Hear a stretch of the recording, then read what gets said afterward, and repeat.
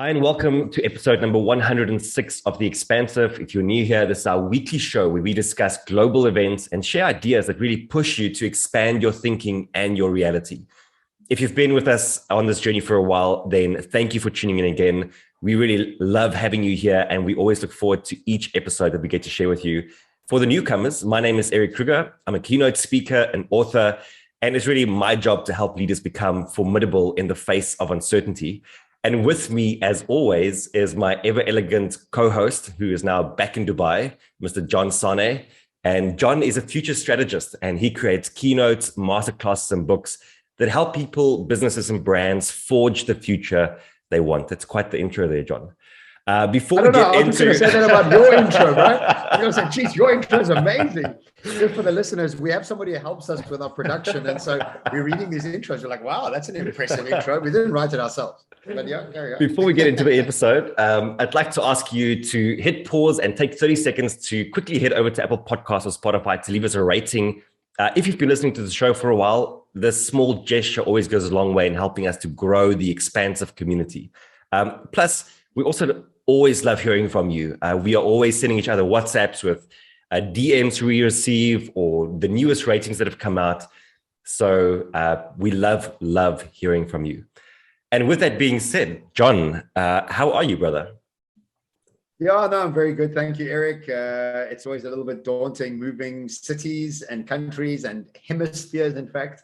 So yeah, it's been a little bit sad leaving my friends, leaving my cold water routine, leaving just my routine, my life in Cape Town. I love Cape Town so much, but very excited to be here.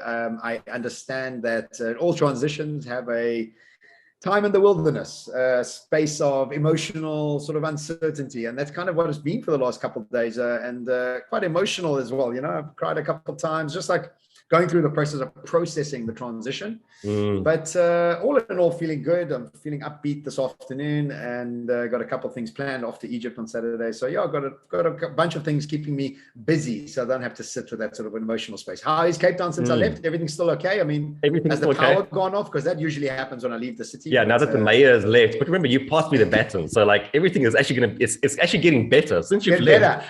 The weather has been great. The water's a bit warmer for some reason. I don't know why. Well, good. I'm glad you're enjoying your new city. So before we get into today's topic of skills of the future, right? Yeah, that's the one. On everybody's lips is the war, and seems to be what's going on out there. And we were talking off air about the propaganda machine that's fully in place at the moment. And we have the propaganda machine of America and the UK giving us all the things we need to be believing. But there's always two sides to every story, and we never want to see humanitarian issues where people are dying and losing people and pets and animals. But I think that it's important for us to just have an objective viewpoint when we are looking at these things around how NATO and America have protected our lifestyles in many ways, but also sometimes play unfair. And I know you had some ideas around that. What were you thinking, Erik? It's really difficult to discern what is true and what isn't true. And I find it harder and harder as time goes on to differentiate between what is true and what isn't true.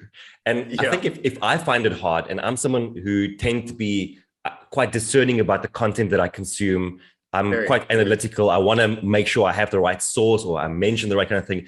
If I find it hard, then I think people who just blindly share things that tug on an emotional heartstring somewhere, they're getting it wrong all the time almost.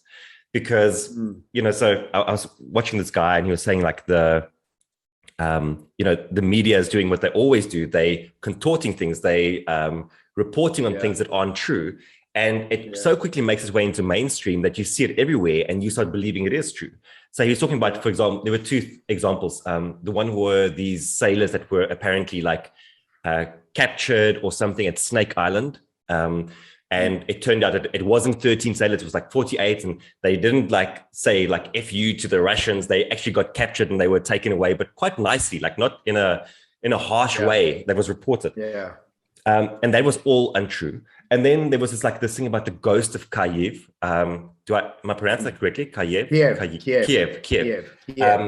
So the Ghost of Kiev, and it's this fighter pilot who's apparently shot down like 8 Russian aircraft. And he's like, so it's cool, right? Like the Ghost of Kiev. It sounds amazing. And like you see these videos of him flying overhead in the city. False. Doesn't exist.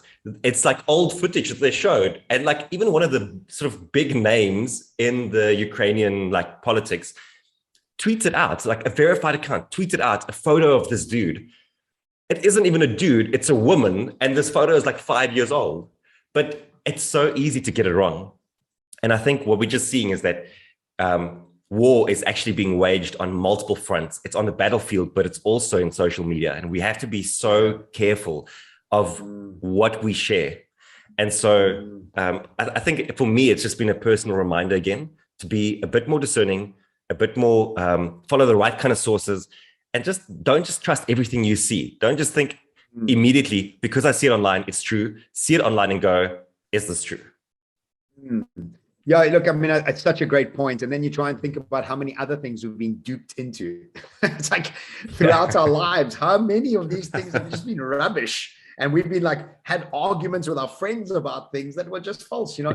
One of the heartwarming stories I did see was, two heartwarming stories was the Russian soldier that, well, I don't know if it's even a true story, but it made me feel good. The Russian soldier messaging his mom saying it's really hard at war, you know, and crying actually, and the Ukrainians giving him rusks. So, you know, again, I'd like to believe that. The one story I absolutely think is true is people fleeing with their pets. And it was a picture that said, so next time you think you can't move with your pet, please use these guys as a symbol that you can move with your pets. Only an idiot doesn't move with these pets. You shouldn't have had that pet in the first place. I'm adamant that, I don't know if you know, my bio says when John is not on stage or writing books, he's always trying to get people to adopt a dog. So I'm bringing that more and more into my arsenal of things that I do. I write books, I keynote speak, I'm a strategist, and I get people to adopt dogs and judge people who don't adopt dogs. Well, yes, that's you guys. Yes, you guys. For those who don't know, one of John's lifelong dreams is to build a massive animal shelter. I don't know if it's not really it's going to be called Super Dog Sanctuaries, and it's really about changing the way we do shelter dogs. And I don't like them behind cages. It breaks my heart going to them. In fact, I can't go and see them because I want to just rescue all of them. So, you know, over the next 10 years or so, I think it will start coming into fruition when I start settling down and really start, you know, taking on another phase of my life. So that would be the next phase of my life, and I cannot wait for it. And and anybody who's listening to this, I have a very, very, very powerful and amazing lady called Kim who speaks to animals. And if you ever want to speak to your animal, trust me, it is unbelievable, the level of detail. And I'm also going to be learning that skill from her. So if you want to DM us, I'll send you Kim's number with pleasure. But I'm going to be learning that skill as well. Have you not started already? Wonderful.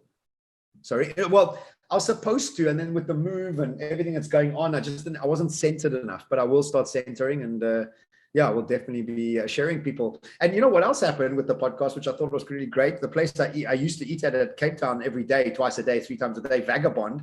Lots of people heard about that. And even when I went there, the guy from Vagabond was like, geez, thanks so much for mentioning on some podcast. And I guess, let me give some context to the listeners, as Erik and I were talking off air, that this podcast gets so far with so many people, like in the arbest of places, Erik and I get stopped and thanked about the podcast. So thanks to everybody that's listening. We are so grateful, so delighted and surprised that so many people are listening to it.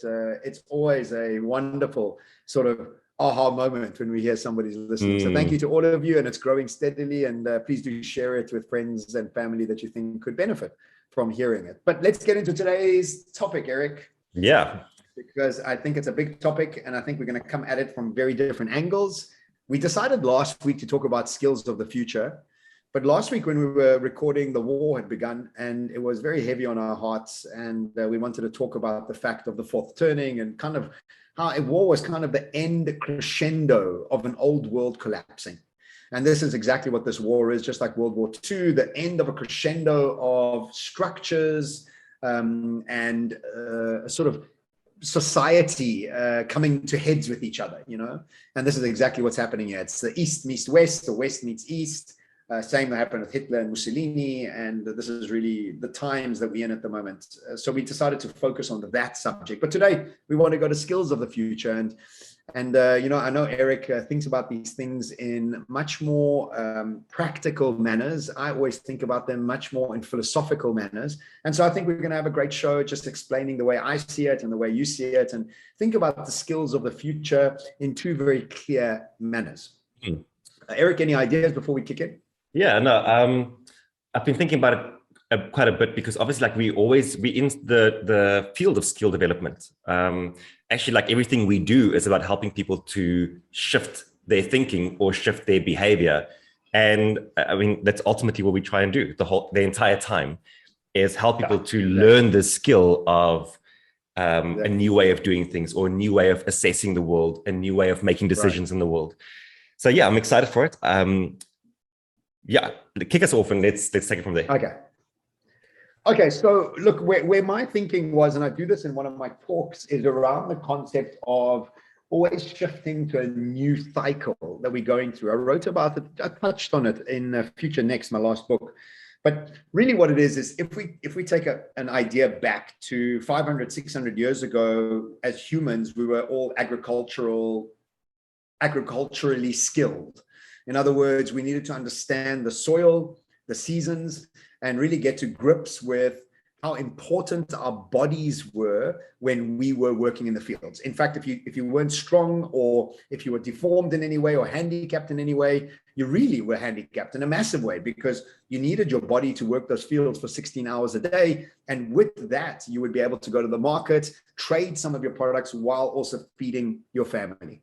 This skill set was passed down from generation to generation for hundreds of years, and really did well, because we developed communities for the very first time. We created cities. I mean, the Mayans and all those ancient civilizations were really created because there was farms everywhere, and they could feed the population. Before that, there was none of that. So farming and agriculture was a really big step for humans, and really did develop communities, towns, and cities, and actually civilizations in all, But then about 200 years ago, it depends on when you calculate it, when the Industrial Revolution began, 1700 sometime, which makes it about 300 years ago, if not more, we started to see the beginnings of a new civilization being birthed. And in this new civilization, there's one clear shift. And the clear shift is we had to start moving or using a different part of our body, a different skill set that we hadn't used before.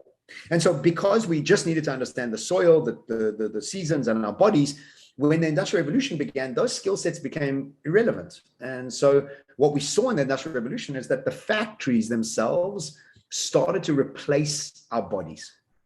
And doesn't matter how much you understood the seasons or the soil, it didn't matter inside the Industrial Revolution. It didn't really matter inside the sort of production lines that we were starting to focus on. And so we started to use or teach a new skill set. And this new skill set is called IQ. And really, IQ wasn't something you needed to understand or even really understood where to learn it before the Industrial Revolution became a thing. And the IQ idea is this left brain, logical, process-driven thinking that we have all gone to school, university, and actually maybe even practice in our jobs still today. And so it's this concept that we have had much experience for hundreds of years learning left brain, logical, process-driven, IQ-driven thinking. And it's really made us very successful. Unfortunately, at the peril of nature and even our own human existence, because we want absolute outcomes through a process of logical outcomes-based thinking. And this has been IQ for the last few hundred years. Now, we are now evolving into a new world, a world called the quantum future. And as we transition into this new quantum future, the leap is even bigger from the agricultural leap into the Industrial Revolution leap. And just like factories replaced our bodies and we had to develop a new skill, we now need to realize that our IQ, our left brain, logical, process-driven outcome thinking, is being replaced by AI and data. And that is a very tough thing to want to compete against. In fact, it's impossible to compete against. Just like our bodies was impossible to compete against factories, we now have AI, data, and these things are now going to start replacing the very specific intelligences. Now, we know that AI is not generally intelligent yet. It's very specifically intelligent. In other words, the smartest car in the world can't make a toaster. No, it's not a toaster, can't make bread toast. So it's very specific. But remember that automation is all about repetition, pattern recognition, and pattern repetition.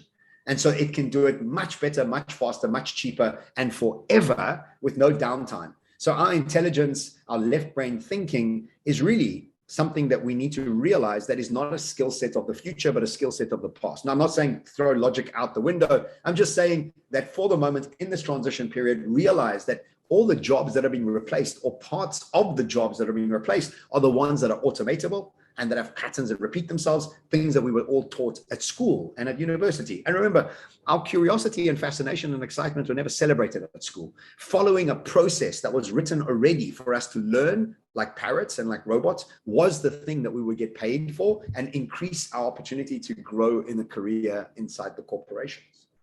So what is the new I can tell you something. I was watching a YouTube video yesterday, and they were saying that an AI, like one microchip, can do 50 to 100 trillion equations in a second. Exactly. So like, how do you compete against that? Yeah, you don't. There's just no, I mean, there was also another one that said that lawyers, you now have an AI that can go through, like, I don't know, something that would take a bunch of lawyers 92 hours was happening in 3 seconds.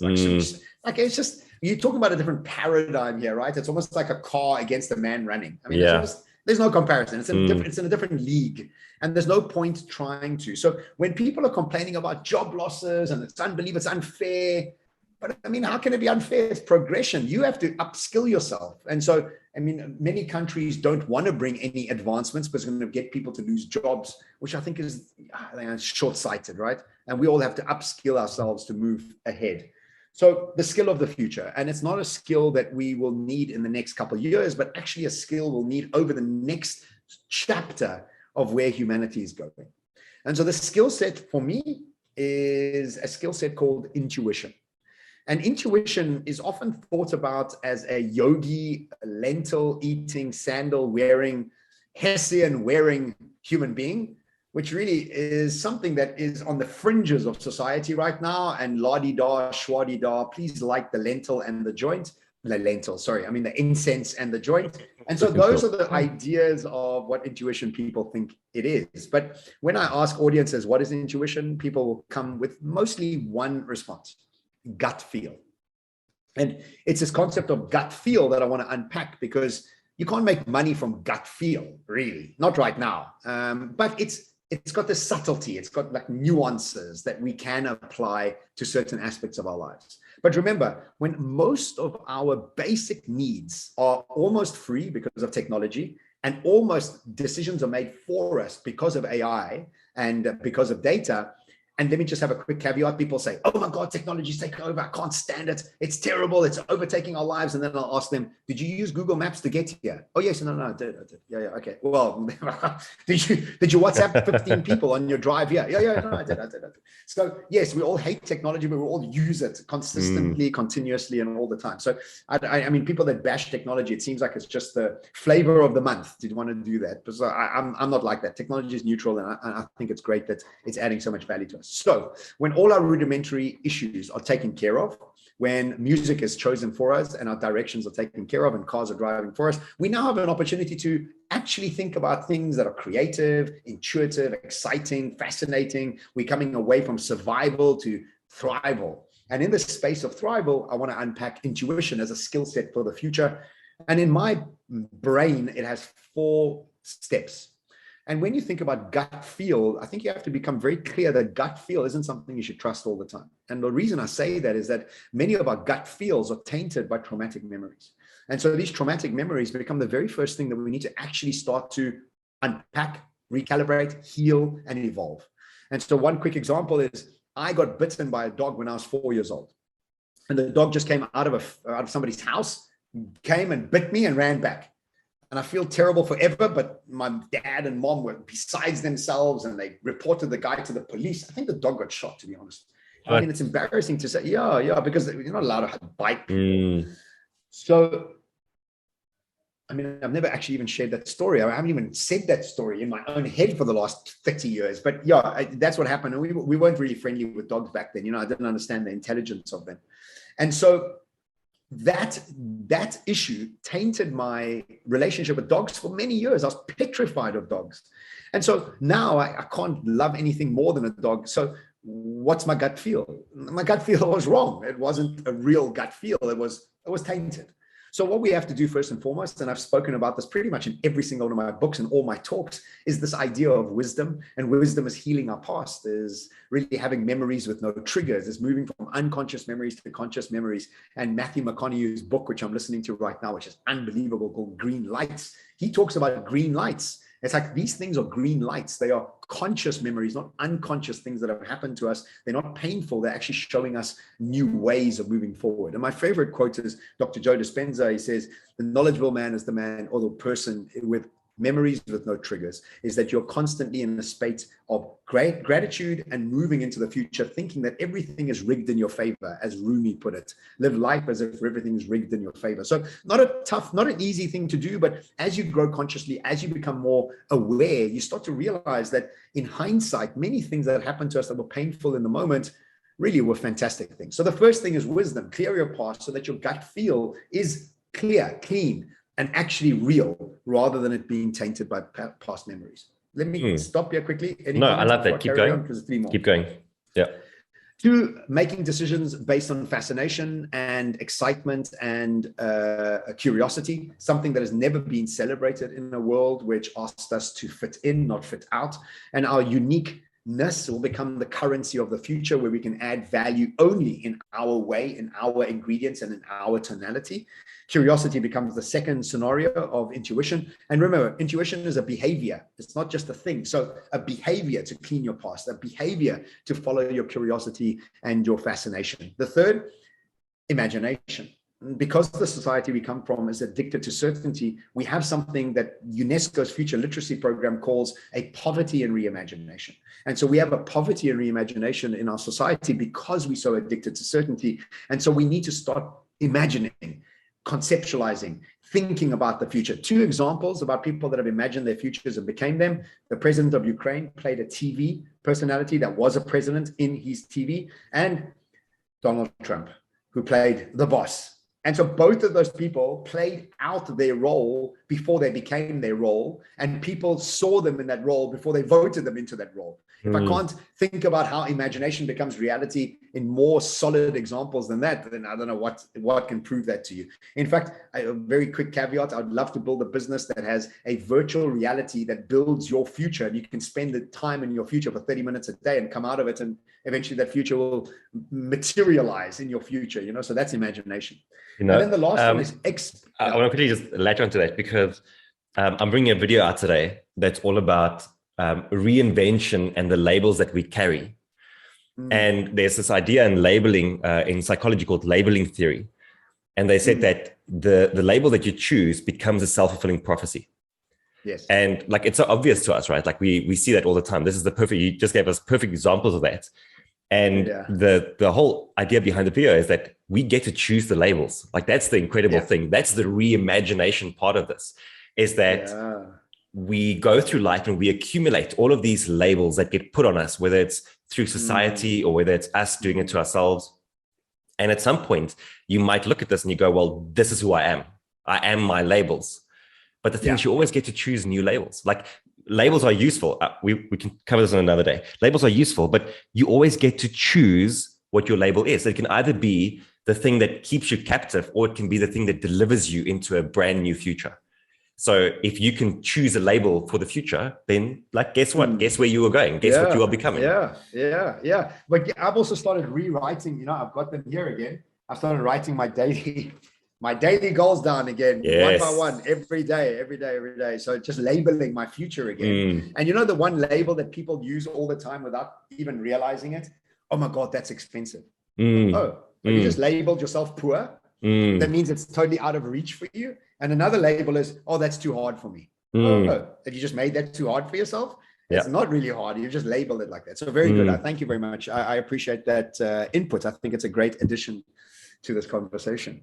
And then lastly, for me, experimentation. It's in the action that you're able to bring about your curiosity, your free thinking around a clean gut feel, and also around your imagination.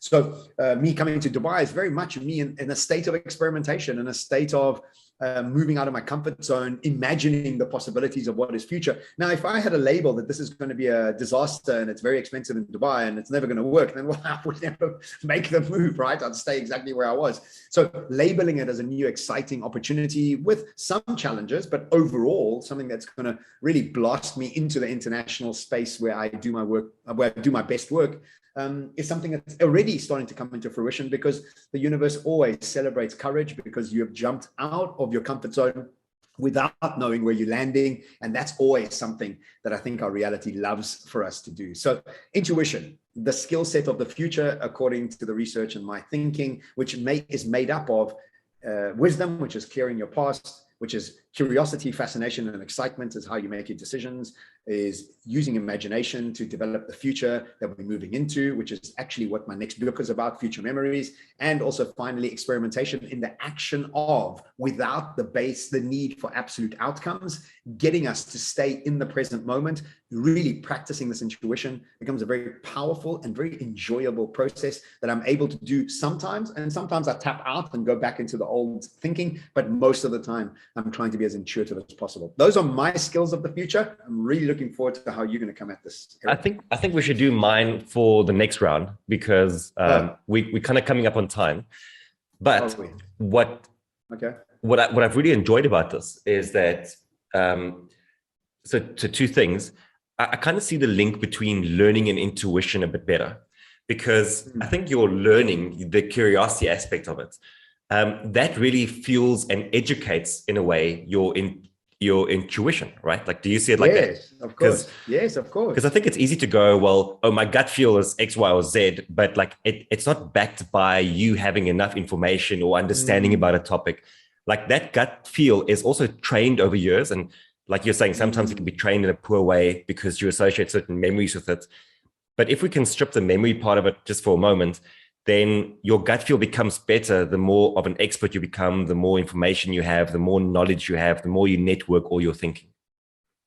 Yeah, absolutely. I agree. And there's a great saying that says, strong opinions held loosely.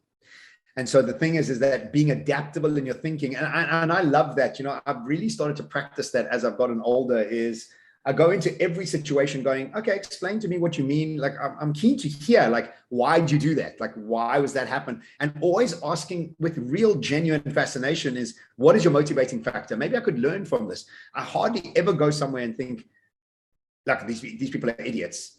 Well, I think people who don't adopt are idiots. Adopt dogs. Yeah, those are idiots. But everybody else I love with all my heart. I'm just kidding, guys. I know some people have amazing dogs that are purebreds, and that's also obviously okay. So yes, to have the adaptability of thinking really comes from a place of fascination, because you're constantly fascinated to learn. You're not arriving right. You're arriving in a learning mode, growth mindset, anti-fragile. I mean, how many more books and ideas do we need to develop around this? But all of them need to move the space of curiosity, fascination into the heart, because that's where this real power comes from. That endless energy is coming from there. Logic and process-driven thinking runs out of energy very quickly, because you're looking for absolute outcomes. In fact, the absolute outcome process there is called a dopamine reward prediction error. Is we constantly looking for dopamine at the end of an outcome rather than through the process of effort and challenge. And really, intuition gets us to enjoy process, effort, and challenge, because you're doing what makes you most fascinated, without any rubbish stories from the past, experimenting as you're going along, and being imaginative of the possibilities of where you're going. And this combination for me is very, very powerful. And I hope I'm practicing it down to its best abilities right now in Dubai, in what I'm doing. Yeah, and I think this framework makes it, because intuition, when we started like going down this path, I'm like, well, how do I learn intuition? And I think you've given us the roadmap for that, because it is actually more practical than you might think. It sounds very like, okay, well, like it's my gut feel. Like, what do I do about that? But I think if there's two things that I've sort of taken away from this, is that number one is that you need to gut check your gut check, essentially, because and then number two is that it's actually a very trainable process. Yes. And you've outlined that process for us. So I think that's very good. Thank you. Let's cover mine in the next session. Yes. So what I was going to say is, let's actually cover labels and your idea of how to prepare for the future in our next episode. So please do log on for that. I'm excited to hear it, to see what you have to say. And I look forward to watching your video as well. Cool. Listen, so thank you for everyone for listening. We really appreciate you spending time with us, whether it's in your morning commute or on your run, or skipping out from work to listen to The Expansive. We really appreciate your time. Like I said in the beginning, we would love for you to actually leave us a review if you find this helpful. We would love for you to share with someone that you think might find the conversation useful or entertaining. And of course, you can always book John or myself to speak at your organization, whether that's virtually or in person, whether it's just one of us or both of us. You can find out more information at theexpansive.com.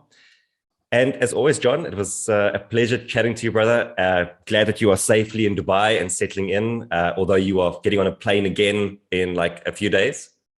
Yeah. I got a comment. I mean, a thing popped up from Emirates, book your flight. And I thought the app was broken and I forgot I was flying in 2 more days. So it's begun and I'm excited about it. And thank you for everybody for listening and following us on social media. Sharing the journey with you is a joy.